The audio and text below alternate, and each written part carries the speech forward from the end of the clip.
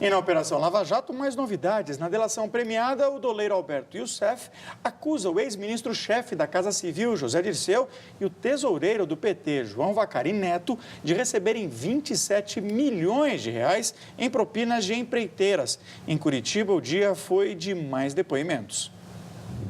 Na Justiça Federal, a quinta-feira foi movimentada. Prestaram novos esclarecimentos Pedro Arruda, gerente de segurança da Petrobras, Gerson Luiz Gonçalves, chefe de auditoria interna da estatal, Marcelino Ferreira Gomes, ex-presidente da refinaria Abreu e Lima, e a ex-gerente Venina Velosa da Fonseca.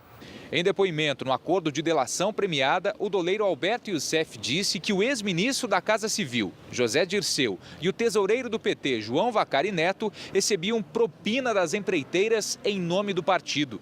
Segundo Youssef, entre 2005 e 2012, os dois arrecadaram 27 milhões de reais. Comprova a nossa tese que isso é realmente um grande esquema de poder, né, para a manutenção de um grupo político no poder. Um detalhe, José Dirceu usava o codinome Bob para receber o dinheiro. Alberto Youssef também envolveu o ex-ministro da Fazenda, Antônio Palocci, no esquema da Petrobras. Dirceu e Palocci foram apontados como ligações do executivo Júlio Camargo, da Torre Setal, com o Partido dos Trabalhadores. Olha, segundo José Dirceu e João Vacari Neto, as declarações de Alberto Youssef são mentirosas. Os dois negaram o recebimento de propina.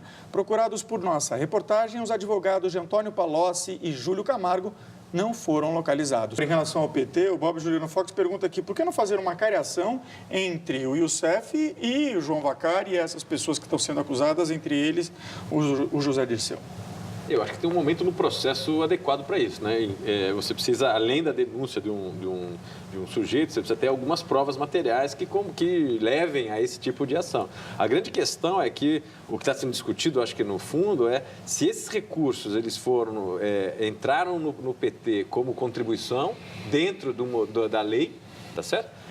Ou se eles se pode caracterizar como corrupção puramente. E aí tem que ter alguma ligação material que prove que isso tenha ocorrido, e acho que a cariação pode vir a ser para frente. Ainda está na fase de coletar as denúncias. E se for só palavra contra palavra, é difícil você enquadrar. Tem que ter uma prova material que indique. E aí acho que a cariação vai ser mais para frente, talvez um dos recursos. Olha, o Enio Torres Granel, a Maria Madalena Umi, muita gente aqui pelas redes sociais, pelo Twitter e também pelo Facebook, dizem que o PT está fazendo expedientes que se assemelham demais aos expedientes que já foram adotados por outros partidos, mas que a imprensa não mostra muito isso, etc. e tal. Agora, o PT, desde a descoberta do Mensalão, articula um discurso dizendo assim, não aparece os desmandos dos outros partidos, só com o PT, nós somos perseguidos, etc. e tal. Agora, com esse nível de aproximação com o poder e com as empreiteiras, é possível acreditar que se trata de pura manipulação da mídia? Não, manipulação da mídia não vejo isso. Eu acho o seguinte, que toda denúncia tem que ser investigada, de fato. Não acho que a mídia investigue mais uma do que outra. O que acontece em relação à Petrobras, por exemplo, existem as versões de que, olha, se a corrupção começou antes do governo PT, por que é que hoje é que se fala tanto nessa corrupção da Petrobras? A verdade é que hoje é que está vindo à tona todo esse processo, que a investigação está acontecendo. Se fosse outro governo, que acontecesse da mesma forma. Quer dizer,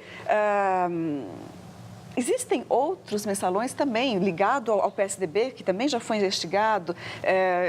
Eu acho que todos têm que ser. Agora, a gente tem um governo PT que está há tanto tempo que é natural que a gente esteja falando disso. No depoimento do Alberto Youssef, ele diz que o José Dirceu andava de jatinho da empresa Mendes Júnior, se não me engano, Camargo Correia, aliás, se não me engano, para lá e para cá, etc. e tal.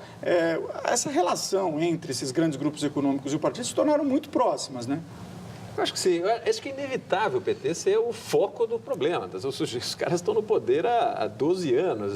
Não é difícil ter um foco de investigação maior do que o PT. Agora, eu diria que mais do que o PT é a coalizão do qual o PT lidera, né? Nós estamos falando que boa parte, você pegar a maior parte dos investigados, eles não são do PT, eles são do PMDB, tem muita gente do PP. Bem lembrado. É a coalizão inteira, é a forma pela qual a ocupação, vamos dizer, dessas áreas, das posições no governo, estiveram associados com uma certa estratégia de manutenção dessa coalizão, que é muito ampla, que é muito heterogênea, parte dela é claramente desleal, tá certo? No sentido de barganhar de maneira complicada. E aí vem o ponto que a Aline falou, isso não é de hoje, isso vem de muito tempo, né? Agora, o que aconteceu é que, como nos últimos 12 anos é o PT, ele que está no centro da discussão.